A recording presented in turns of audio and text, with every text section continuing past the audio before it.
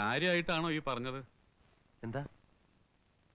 നീ കാര്യമായിട്ട് തന്നെയാണോ ഈ പറയണേന്ന്? അതെ വല്യേട്ടാ, എനിക്ക് അവിടെ മടുത്തു. കാലത്ത് എഴുന്നേറ്റാൽ എന്നും ഒരേ കാഴ്ച. നോക്കത്താ ദൂരം നീണ്ടു കിടക്കുന്ന എണ്ണപ്പാടങ്ങൾ, കാതടപ്പിക്കുന്ന യന്ത്രങ്ങളുടെ ശബ്ദം, തെങ്ങും തോപ്പില്ല, വാഴയില്ല, മരിച്ചീനിയില്ല, നെൽപ്പാടമില്ല, കണ്ണിന് കുളിർമയുള്ള യാതൊന്നും അവിടെ ഇല്ല. പനയില്ലേ? ഈന്തപ്പന. അതുകൊണ്ട് എന്താ കാര്യം ചേട്ടാ? ഇവിടെ ഉള്ളതൊന്നും അവിടെ ഇല്ലെന്നാ ഞാൻ ഉദ്ദേശിച്ചത്. അവിടെ ഉള്ളതൊന്നും ഇവിടെ ഇല്ലല്ലോ. ഇഷ്ടം പോലെ പെട്രോളും ഡീസലും, ഇഷ്ടം പോലെ ഒട്ടകങ്ങൾ. ഞാൻ പറഞ്ഞത് ചേട്ടന് മനസ്സിലായിട്ടില്ല. അന്നാട്ടില് വിഷു ഉണ്ടോ? വിഷുവിന് പടക്കം പൊട്ടിക്കലുണ്ടോ? അന്നാട്ടിൽ ഓണം ഉണ്ടോ? ഓണത്തിന് പൂ പറിക്കലുണ്ടോ? ഓ, അതാണോ കാര്യം? അങ്ങനെയാണ് നീ പോകുമ്പോ കുറച്ച് പൂവും പഴക്കവും ഒക്കെ പാക്ക് ചെയ്തെടുത്തോ. അത് ശരിയാ, കാര്യമൊക്കെ ശരി തന്നെ. എന്നാലും അനുജൻ ഗൾഫിലാണെന്ന് ആളുകളോട് പറയാൻ ഒരു ഗമയുണ്ടായിരുന്നു. ഇത്രയും കാലം പറഞ്ഞില്ലേ? ഇനി എന്തായാലും തിരിച്ചു പോകുന്നില്ല. NRI അക്കൗണ്ടിൽ കുറച്ച് രൂപയുണ്ട്. അതുകൊണ്ട് വല്ല ബിസിനസ്സും ചെയ്ത് ഇവിടെ തന്നെ കൂടാമെന്നാ ഞാൻ തീരുമാനിച്ചിരിക്കുന്നത്. ഒന്നുകൂടെ ആലോചിച്ചിട്ട് പോരെ മുരളി? അതെ അല്ലേ? ആ, കുറെ കാലമായി ഞാനിത് ആലോചിക്കാൻ തുടങ്ങിയിട്ട്. മാത്രമല്ല, ഞാൻ സത്യം പറയാം, എന്റെ വിസയുടെ കാലാവധി കഴിഞ്ഞു. അപ്പൊ പിന്നെ അതാ നല്ലത്. മുരളി, മുരളി, ഒരു കാര്യം പറയട്ടെ, വാ.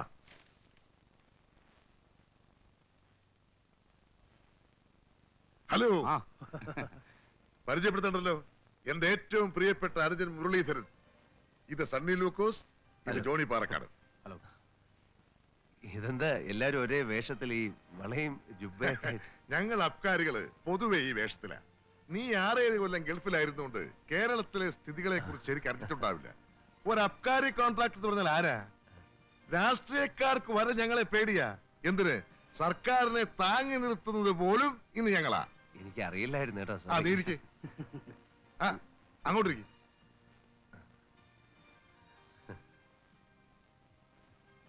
വീട്ടിലാകുമ്പോ എല്ലാം തുറന്ന് സംസാരിക്കാൻ പറ്റില്ല. നിനക്ക് ഒരു കല്യാണമൊക്കെ കഴിക്കണ്ടേ? നല്ലൊരു അബ്കാരി കുടുംബത്തിൽ നിന്ന് നീ ഒരു പെണ്ണ് കെട്ടണം. ആ, പിന്നെ അടുത്ത ആഴ്ച അബ്കാരി ലേലമാണ്. പുതിയ ചില റേഞ്ചുകൾ നമുക്ക് പിടിക്കണം. അന്തസ്സുള്ള എന്തെങ്കിലും ബിസിനസ്സിലെ എന്റെ അനയം ചെന്ന് ചാടാവൂ എന്നെനിക്ക് നിർബന്ധമുള്ളതുകൊണ്ട് ഞാൻ പറയുക. നിന്റെ NRI അക്കൗണ്ടിലുള്ള പണം കൊണ്ട് ചെയ്യാവുന്ന ഏറ്റവും ലാഭമുള്ളതും അന്തസ്സുള്ളതുമായ ഏക ബിസിനസ് അബ്കാരി ബിസിനസ്സാണ്. എനിക്ക് അതിനെപ്പറ്റി വലിയ ഒന്നും അറിയില്ലല്ലേ. അതിനല്ലേ ഞങ്ങളൊക്കെ ഇവിടെ ഉള്ളത്.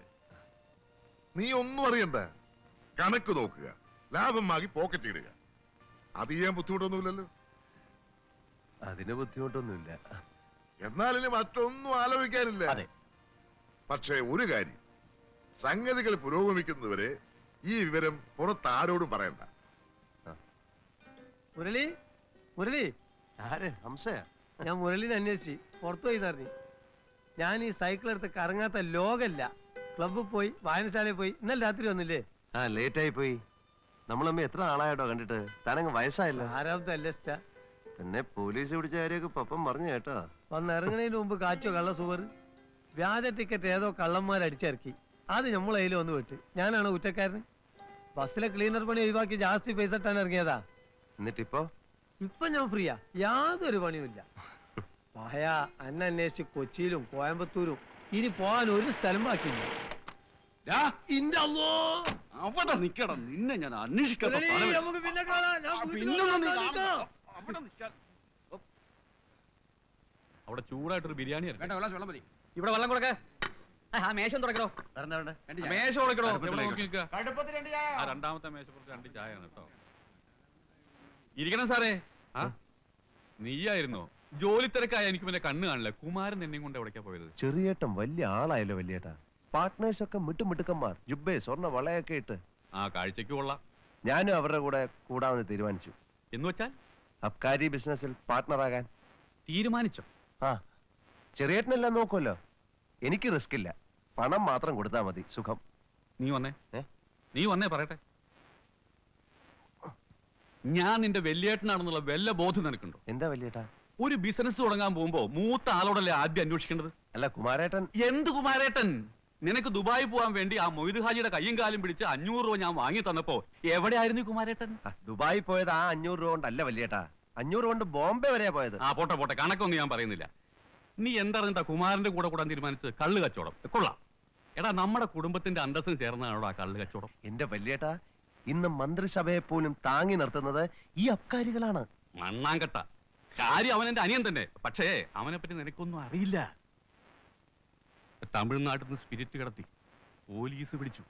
കേസിൽ നിന്ന് ഊരാൻ വേണ്ടി അവനെ എത്ര ചെലവാക്കിയെന്നറിയൂ? നിനക്ക് അറിഞ്ഞൂടാ, ഈ കുമാരൻ ഒരു കള്ളക്കടത്തുകാരനാ. അയ്യോ, അവന്റെ കൂടെ കൂടിയ നീയും നാളെ ഇരുമ്പഴിയുന്നു. ഞാനതിനൊന്നുമില്ല. ആ ജുബിട്ട് കിടക്കുന്ന കോമാളികൾ പണി എന്താ നിനക്കറിയൂ? ഇല്ല. ഞാനായിട്ടൊന്നും പറയുന്നില്ല. അയ്യേ, എനിക്കൊന്നും അറിയില്ലായിരുന്നു. ഇപ്പറഞ്ഞില്ലേ, നമുക്കൊരു കാര്യം ചെയ്യാം. ഇതിന്റെ തൊട്ടടുത്തൊരു സ്ഥലമുണ്ട്. അവിടെ അന്തസ്സായിട്ട് ഒരു AC റെസ്റ്റോറന്റ് തുടങ്ങാം. നീ ഒന്നും അറിയണ്ട, എല്ലാം ഞാൻ നോക്കിക്കോളാം. ലാഭം മാത്രം മാസാമാസം വന്ന് വാങ്ങിച്ചോണ്ട് പോയാൽ മതി. അതിന് ബുദ്ധിമുട്ടൊന്നുമില്ലല്ലോ. എന്റെ കയ്യില് ഉള്ളത് നീ തന്നാ മതി. എടാ, ഒരു AC റെസ്റ്റോറന്റിന്റെ മുതലാളി എന്ന് വെച്ചാ നാട്ടിൽ നല്ല അന്തസ്സാ. വല്യേട്ടനുള്ളപ്പോ എനിക്ക് എന്താ പേടിക്കാൻ? Okay, AC restaurant. ആ, നിനക്കെന്താ കഴിക്കാൻ വേണ്ട? അല്ലെങ്കിൽ വേണ്ട, വീട്ടിൽ ചെന്ന് രുക്കുവിനോട് പറഞ്ഞ് നിനക്ക് ആവശ്യമുള്ള വാങ്ങിച്ചു കഴിക്കേ. ആ പിന്നെ ചെറിയ അടുത്തായിട്ട് വലിയ അടുപ്പൊന്നും വേണ്ട. എന്തേ? അവളും കുമാരനെ പോലെ തന്നെ പോക്ക. ആഹാ, അമ്മാവനെപ്പോ വന്നു? ഞാൻ വന്നിട്ട് കുറച്ചു നേരമായി. വരണവിവരത്തിന് നിനക്കൊരു കത്തയച്ചാലെന്താ? ഞാൻ അയച്ചിരുന്നല്ലോ. അതിങ്ങോട്ട് നിന്റെ തറവാടൊന്നും ചാവശ്ശേരിലുണ്ടല്ലോ. അമ്മായി പിണങ്ങി നിൽക്കുക. ഞാൻ വിളിച്ചിട്ടും കൂടെ വന്നില്ല. പിണക്കമൊക്കെ ഞാൻ അവിടെ വന്നിട്ട് മാറ്റും. എടാ, നീ ഇനി തിരിച്ചു പോണില്ല എന്ന് രുക്മിണി പറഞ്ഞല്ലോ, ശരിയാണോ? ആ, ശരിയാ. നീ കുമാരന്റെ കൂടെ എവിടേക്കാ പോയത്? അല്ല, ഈ സോപ്പും കമ്പിളി ഒന്നും കൊണ്ടുവന്നില്ലേ? എന്ത് കമ്പിളി? അവിടെ തണുപ്പുണ്ടെങ്കിലല്ലേ ഉള്ളൂ. മാത്രമല്ല എന്റെ നിറയെ സാധനങ്ങൾ ഈ കസ്റ്റംസുകാർ പിടിച്ചു. എനിക്ക് തരാതിരിക്കാൻ വേണ്ടി നീ നുണയൊന്നും പറയണ്ട. നിന്റെ തള്ള ദേവകി 3 മാസം രക്തവാദം പിടിച്ച് കിടന്നപ്പോ മരുന്ന് മേടിച്ചു കൊടുക്കാനും ശുശ്രൂഷിക്കാനും ഞാനേ ഉണ്ടായുള്ളൂ. അത് മറക്കണ്ട. മുരളിയുടെ അമ്മ എന്ന് പറഞ്ഞ അമ്മാവിന്റെ സ്വന്തം സഹോദരിയല്ലേ? മാത്രമല്ല, അമ്മ കിടന്ന സർക്കാർ ആശുപത്രിയില്ല. അറിയാൻ പാടില്ലാത്ത കാര്യത്തെ കുറിച്ച് വിസ്തരിക്കണ്ട. ഡോക്ടർമാർക്കും കമ്പൗണ്ടർമാർക്കും എത്ര രൂപയാണ് ഞാൻ എണ്ണി കൊടുത്തതെന്ന് നിനക്കറിയാമോ? അതുപോട്ടെ, കുപ്പിയൊന്നും കൊണ്ടുവന്നില്ലേ? കുപ്പി എനിക്കല്ല, ആ തഹസിൽദാർക്ക് കൊടുക്കാൻ. അയാളെ കൊണ്ട് ഒരു കാര്യം സാധിക്കാനുണ്ട്. കുപ്പിയൊന്നും വാങ്ങിച്ചില്ല അമ്മാവ. പിന്നെ എന്ത് പിണ്ണാക്കാടോ താൻ 7 കൊല്ലം കൂടിയിട്ട് വന്നപ്പോ കൊണ്ടുവന്നത്? അല്ല മുരളി, മുരളിക്ക് മുരിങ്ങാലത്തോരൻ ഇഷ്ടമല്ലേ? അല്ല, ഇനിയിപ്പോ എന്താ പരിപാടി? പരിപാടി അങ്ങനെയൊന്നും തീരുമാനിച്ചിട്ടില്ല. എന്നാലും ചെറിയേട്ടൻ പറഞ്ഞ പോലെ അബ്കാരി തുടങ്ങാമെന്ന് വെച്ചു. ആ, അപ്പോ വലിയേട്ടൻ പറഞ്ഞു അത് വേണ്ടാന്ന്, ഒരു AC റെസ്റ്റോറന്റ് തുടങ്ങാമെന്ന് വെച്ചു. അതേതായാലും വളരെ നന്നായി. വലിയേട്ടുള്ളപ്പോ പേടിക്കാനൊന്നും ഇല്ലല്ലോ. മുരിങ്ങാത്തോന്നെ എനിക്ക് ഇഷ്ടാട്ടോ. ആ,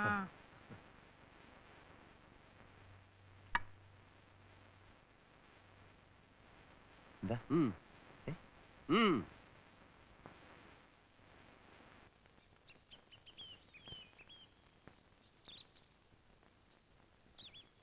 അച്ഛനില്ലാത്ത നിന്നോട് ആ സ്ഥാനത്ത് നിന്നുകൊണ്ട് സംസാരിക്കുകയാണെന്ന് വിചാരിച്ചാ മതി. എന്താ അമ്മാവ? നീ ഇപ്പൊ ഗൾഫിൽ പോയിട്ട് എത്ര കാലായി? 7 കൊല്ലം ആയല്ലോ. ആ. ഇതിനിടയില് നിന്റെ ചേട്ടന്മാർക്ക് ഒരുപാട് കാശ് നീ അയച്ചു കൊടുത്തിട്ടുണ്ടാവും. അത് ഉണ്ടോ ഇല്ലയോ? ഉണ്ട്. ആ രൂപയിൽ നിന്ന് 1 രൂപയെങ്കിലും മുടക്കി ഇവരിൽ ആരെങ്കിലും നിന്റെ പേരിൽ എന്തെങ്കിലും ഒരു സാധനം മേടിച്ചിട്ടുണ്ടോ? ഞങ്ങളെ എല്ലാം ഒന്നല്ലേ അമ്മാവ? അല്ല, നിങ്ങൾ 3 പേരാ. കിട്ടിയതൊക്കെ അവന്മാര് സ്വന്തം തടി വീർപ്പിക്കാനല്ലേ ഉപയോഗിച്ചത്. മൂത്ത കള്ളന്റെ കൂടെ ചേർന്ന് നീ ഹോട്ടലിൽ തുടങ്ങാൻ പോയാൽ അവൻ നിന്നെ മുക്കും. എന്റെ വിശാലത്തിന്റെ കല്യാണത്തിന് 10 പവൻ സ്വർണത്തിന്റെ പണം അയച്ചു തന്നവനാ നീ. എന്റെ മോന് വിസ ഒപ്പിച്ചു കൊടുത്തവനാ നീ. ആ സ്നേഹവും നന്ദിയും എനിക്ക് നിന്നോടുണ്ട്. അതുകൊണ്ടാ പറയുന്നത്, നീ ഒരു പാവാ. അവന്മാര് നിന്നെ വിഴുങ്ങും. ഞാനത് വലിയേട്ടനോട്. ഇനി അവന്മാര് വിഴുങ്ങിയില്ല എന്ന് തന്നെ ഇരിക്കട്ടെ. ഈ ബിസിനസ് എന്ന് പറയുന്നതിന്റെ കുഴപ്പം എവിടെയെന്ന് അറിയാമോ? ചിലപ്പോ ഭീമമായ നഷ്ടം സംഭവിക്കും. ഒരു നഷ്ടവും വരാനിടയില്ലാത്ത ഒരു കാര്യം ഞാൻ നിന്നോട് പറയട്ടെ. പറയൂ. കയ്യിലുള്ള കാശ് കൊടുത്ത് ഒരു തെങ്ങും പറമ്പ് വാങ്ങിയിടുക. സ്ഥലത്തിനൊക്കെ മിനിറ്റ് വെച്ചല്ലേ വില കൂടുന്നത്. 1 കൊല്ലം കഴിഞ്ഞാൽ ഇരട്ടി വിലയ്ക്ക് വിൽക്കാം. ചാവശ്ശേരില് നല്ല 1-ാം തരം തെങ്ങും പറമ്പുണ്ട്. നീ അങ്ങോട്ട് വരണമെന്നേ ഇല്ല, ഞാനുണ്ടല്ലോ അവിടെ. എന്താ, നിനക്ക് എന്നെ വിശ്വാസമില്ലേ? അതുകൊണ്ടല്ല. മാസാമാസം തേങ്ങ വിറ്റ് പണം ഞാനും കൂടെ എത്തിച്ചോളാം. അത് മേടിച്ച് കീസയിൽ വെക്കാൻ ബുദ്ധിമുട്ടുണ്ടാവില്ലല്ലോ. ശരിയാ, തെങ്ങുകളുടെ കാര്യത്തിൽ അമ്മാവനൊരു എക്സ്പേർട്ട് ആണെന്ന് വലിയേട്ടൻ തന്നെ ഉണ്ടല്ലോ. പറയാറുണ്ടല്ലോ. അപ്പൊ ഞാൻ പറമ്പ് നോക്കട്ടെ. അതാ നല്ലതല്ലേ. ഇനിയിപ്പോ ഇതിൽ എത്ര സംശയിക്കാൻ എന്താ ഉള്ളേ? നീ വാ, കുപ്പിയില്ലെങ്കിൽ വേണ്ട, വല്ല സാരിയോ പെണ്ണിനോ വല്ലതും തന്നാ മതി. എനിക്ക് പോയിട്ട് തീർത്തിട്ടുണ്ട്. വേഗം വാ. വന്നേ, എന്താ? ഇങ്ങോട്ട് വന്നേ. ഏ? ഞാൻ ആരാണെന്ന് അറിയാവോ നിനക്ക്? ഉവ്വ്, എന്റെ ചെറിയേട്ടൻ. അപ്പൊ നീ അത് പറഞ്ഞിട്ടില്ല. എടാ, ഒരമ്മയുടെ വയറ്റിൽ പിറന്നവരല്ലേ നമ്മൾ. അതെ എന്റെ പാർട്ട്നേഴ്സിന്റെ മുമ്പ് വെച്ച് റേഞ്ച് പിടിച്ചോളാം നീ എനിക്ക് വാക്ക് തന്നല്ലേ. അതെ ചേട്ടാ, പക്ഷെ ഈ ആ, നീ അറബി നാട്ടിൽ പോയി അറബിയുടെ ആട്ടത്തൊപ്പ് സഹിച്ചു, കല്ല് ചുമന്നു, വെയിൽ കൊണ്ടു, അത് ചെയ്തു, ഇത് ചെയ്തു. ഇതൊക്കെ എന്തിനു വേണ്ടിയാ? ഈ നാട്ടിൽ വന്ന് ചായക്കട നടത്താനാ? ചേട്ടാ ചായക്കട. ഏലപ്പാറ കുടുംബക്കാർ ചായക്കടക്കാരാണ് നാട്ടുകാരെ കൊണ്ട് പറയിപ്പിക്കാനാ? നാണമില്ലേടാ നിനക്ക്? ഇതിനാണോ നീ ഗൾഫിൽ പോയത്? ഇതിനാണോ കല്ല് വന്നത്? ചേട്ടാ ചായക്കട അല്ല ചേട്ടാ. ഒന്നും എനിക്ക് കേൾക്കണ്ട. റേഞ്ച് പിടിക്കുന്ന വിവരം പുറത്താരോടും പറയരുതെന്ന് ഞാൻ നിന്നോട് പറഞ്ഞാലേ. പുറത്താരോടും പറഞ്ഞില്ല, നമ്മുടെ വല്യേട്ടനോടല്ലേ പറഞ്ഞത്. എന്റെ പാർട്ട്നേഴ്സിന്റെ മുമ്പ് ഞാൻ നാണം കെട്ടില്ലേടാ. അയ്യോ ചേട്ടാ, ചായക്കട അല്ല ചേട്ടാ, പറമ്പാ. പറമ്പോ? ആ, അതാവുമ്പോ റിസ്ക് ഇല്ല.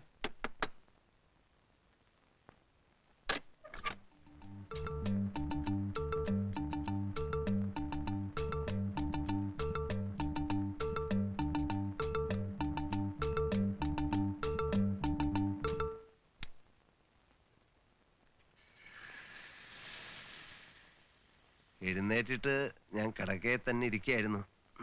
ചായ വരും വരും എന്ന് വിചാരിച്ച് ആരെയും കണ്ടില്ല. കുമാരേട്ടന്റെ കൂടെ റേഞ്ച് പിടിക്കാൻ മുരളി ഇല്ലെന്നറിഞ്ഞപ്പോ മൂപ്പരാരോടോ കാശ് കടം ചോദിക്കാൻ കാലത്ത് പോണെന്ന് പറഞ്ഞു. ആ തിരക്കിനിടെ ഞാൻ മുരളിയുടെ കാര്യം അങ്ങ് മറന്നു.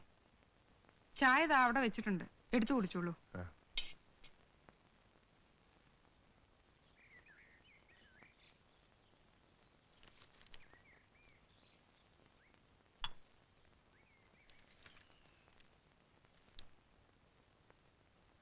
അധ്യാപിക AEUക്ക് പ്രേമലേഖനം എഴുതി.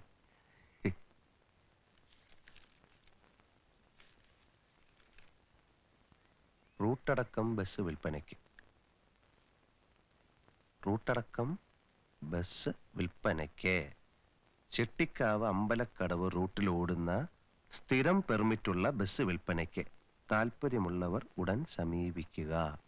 ഒന്നും ആലോചിക്കാനില്ല. ഇതൊക്കെ പടച്ചോൻ കാണിച്ചു തരുന്ന ഓരോ വയ്യാന്ന് കരുതിയാ മതി. ചേട്ടന്മാര് പറഞ്ഞത് ഞാൻ കേട്ടില്ല എന്ന ആക്ഷേപം ഉണ്ടാവും. ഇത്രയല്ലേ ഉള്ളൂ, അത് സാരല്ല. പെട്ടെന്ന് പേരെടുക്കാൻ പറ്റിയ ഒരേ ഒരു ഏർപ്പാടാണിത്. ഒരു ബസ് ഓണർ എന്നൊക്കെ പറഞ്ഞാൽ എന്താ ഇപ്പൊ വെയിറ്റ്? പോരാത്തതിന് ഗൾഫ് പോണതിന്റെ മുന്നേ കണ്ടക്ടർ ലൈസൻസ് എടുത്ത ആളല്ലേ മുരളി? ക്ലീനർ പണിക്ക് ഞാനും ഇല്ലേ? ഏയ്, കണ്ടക്ടറാകാനൊന്നും ഇനി ഞാനില്ല. വേണ്ട, ഉള്ള വില കളയണ്ട, നമുക്ക് വേറെ ആളെ നോക്കാം. ഇവിടെ പുതിയ ബസ് വാങ്ങിയിട്ട് റൂട്ടിന് വേണ്ടി ആളുകൾ ക്യൂ നിൽക്കുക. ആ സമയത്താണ് റൂട്ട് അടക്കം ബസ് കിട്ടണത്. ഭാഗ്യം കണക്കാക്കിയാൽ മതി. ബസ് ചിലപ്പോ പഴയതായിരിക്കും, പക്ഷെ റൂട്ടിനാണുള്ള വില. പിന്നെ നമുക്ക് പുതിയ ബസ് ബുക്ക് ചെയ്യും ചെയ്യാലോ.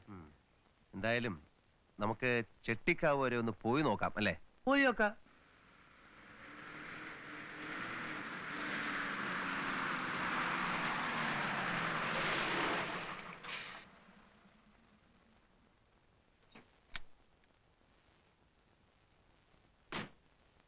നല്ല പുള്ളിങ് ഉണ്ട്. ഞാൻ പറഞ്ഞില്ലേ, ഇപ്പോഴത്തെ ഏത് എഞ്ചിൻ വേണേലും എടുത്ത് നോക്കിക്കോ, ഇത്രയും കണ്ടീഷനായിട്ട് കിട്ടൂല. എനിക്കിത് നോക്കി നടത്താൻ നേരമില്ലാത്തോണ്ടാ. വില ഇത്തിരി കൂടുതലല്ലേന്ന്. കാര്യം ഈ സീറ്റൊക്കെ കീറിയിട്ടുണ്ട്. പിന്നെ മോൾ വശത്തൊക്കെ ചില്ലറ പണികളൊക്കെ ഉണ്ട്. അതൊക്കെ ചില്ലറ പണികളല്ലേ. റൂട്ട് അടക്കം ഒരു ബസ് ഇതിൽ കുറഞ്ഞ വിലക്ക് നിങ്ങൾക്ക് എവിടെ കിട്ടും? അല്ല, എന്നാലും വരൂ, നമുക്ക് അകത്തിരുന്ന് സംസാരിക്കാം. അങ്ങനെ തന്നിഷ്ടപ്രകാരം കാര്യം നടത്താനായിരുന്നു ഉദ്ദേശമെങ്കിൽ AC റെസ്റ്റോറന്റ് തുടങ്ങാമെന്ന് നീ സമ്മതിച്ചത് എന്തിനാ? എന്നെ കൊച്ചാക്കാനും. വെല്ലേട്ടൻ കുടുംബനാഥനാ. അദ്ദേഹത്തിന്റെ വാക്ക് നീ തട്ടിക്കളഞ്ഞില്ല, എനിക്ക് വിഷമം. ബസ്സിന്റെ കാര്യം എല്ലാവർക്കും ഇഷ്ടാവുന്നാ ഞാൻ വിചാരിച്ചത്. ഇനിയിപ്പോ ഒന്നും പറഞ്ഞിട്ട് കാര്യമില്ല. ഉറപ്പിച്ചു പോയി, ഒരാഴ്ചയ്ക്കാൻ ബസ് ഇറക്കണം. നീ നിന്റെ ഇഷ്ടം പോലെ ചെയ്യേ. എന്താ വല്യേട്ടാ, ഒന്ന് ആലോചിച്ച് നോക്ക്. നമ്മുടെ സുനിത മോൾക്ക് നാളെ ഒരു കല്യാണാലോചന വരുന്നു. പെണ്ണ് എവിടുത്തെയാ? അത് നമ്മുടെ ബസ് ഓണർ മുരളിയുടെ ചേട്ടന്റെ മകൾ. അതൊരു വെയിറ്റ് അല്ലേ? ആ, AC റെസ്റ്റോറന്റ് ഉടമയുടെ മോളെന്ന് പറഞ്ഞാലും വലിയ കുഴപ്പമൊന്നുമില്ല. ഹായ്, റെസ്റ്റോറന്റ് ബസിന്റെ അത്ര വരൂല. താനാണ് ഇതിന്റെ ഒക്കെ പിന്നിലല്ലേ? അല്ല, ഇതെന്റെ സ്വന്തം ഇഷ്ടപ്രകാരം തീരുമാനിച്ച. ഏതായാലും വല്യേട്ടനോട് നീ ചെയ്തത് ഭയങ്കര തെറ്റായിപ്പോയി. ഒരു പ്രായച്ചിത്ത വന്നോണം ഞാനൊരു കാര്യം പറയാം. ബസ്സിന് വല്യേട്ടന്റെ പേരിട്ടാലോ? Narayana bus service.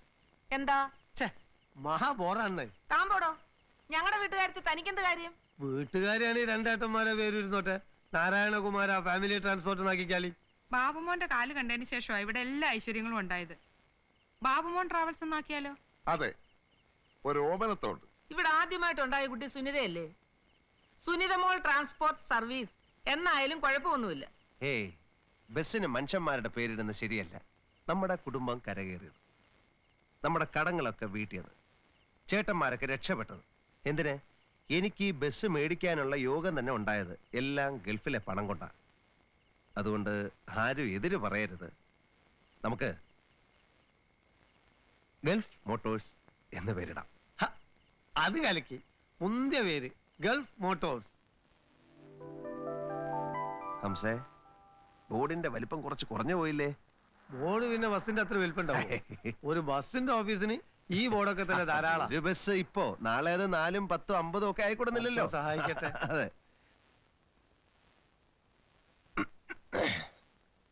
ഈ ഓഫീസിന്റെ ഉദ്ഘാടനത്തിന് ബാക്കി ബസ് ഓണേഴ്സിനെ കൂടെ വിളിക്കായിരുന്നു അല്ലേ? അതൊക്കെ വലിയ ചെലവുള്ള സംഗതിയല്ലേ. ആ, അതെ. നമുക്ക് നേരെ മട്ടത്തിൽ അങ്ങനെ പോയാ പോരാ. ആ പിന്നെ കണ്ടക്ടർ പണിക്ക് പലരും എന്റെ അടുത്ത് വന്ന് മുട്ടാൻ തുടങ്ങിയിട്ടുണ്ട്. ആ. ആരെന്നെ ആയാലും ശരി 10,000 ഉറുപ്പ്യ കുറഞ്ഞ ആരോടും ഡിപ്പോസിറ്റ് വാങ്ങണ്ട. ചേച്ചേ, എന്താ ഹംസ ഈ പറയുന്നത്? പാവം തൊഴിലാളികള്. ഹംസയ്ക്കറിയോ, ഇപ്പോ ഞാനൊരു ബസ് ഓണറാണ്. അടിസ്ഥാനപരമായിട്ട് ഞാൻ ഒരു തൊഴിലാളിയാണ്. ഡിപ്പോസിറ്റ് വാങ്ങിയാല് കണ്ടക്ടേഴ്സിന് ഓണേഴ്സിനോടുള്ള ഈ ആത്മാർത്ഥത കുറയും. ഇനിയെങ്കിലും ഹംസ ഒരു കാര്യം മനസ്സിലാക്കണം. ഏതൊരു കമ്പനിയിലും അതിന്റെ നിലനിൽപ്പ് അവിടുത്തെ തൊഴിലാളികളുടെ ആത്മാർത്ഥതയാണ്. മനസ്സിലായോ? ഞാൻ നാട്ടടപ്പ് പറഞ്ഞേ ഉള്ളൂ. ആയിരക്കണക്കിന് തൊഴിലാളികൾ ഇവിടെ തൊഴിലില്ലാതെ അലയുന്നു. ഒരു 50 പേർക്കെങ്കിലും തൊഴിൽ കൊടുക്കാവുന്ന ഒരു കമ്പനിയാക്കി ഇതിനെ മാറ്റണമെന്നാണ് എന്റെ ആഗ്രഹം.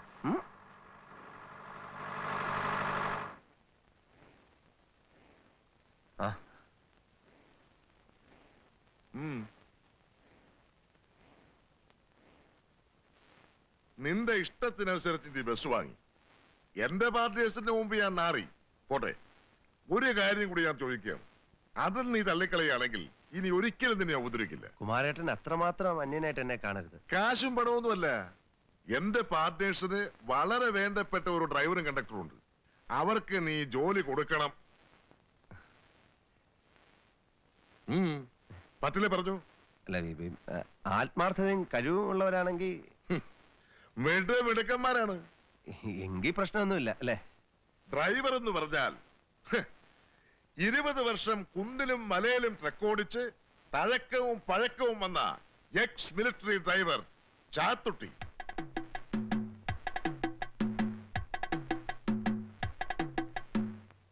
അങ്ങേയറ്റം ആത്മാർത്ഥതയും സത്യസന്ധതയും ചുറുചുറുക്കുമുള്ള കണ്ടക്ടർ വത്സ.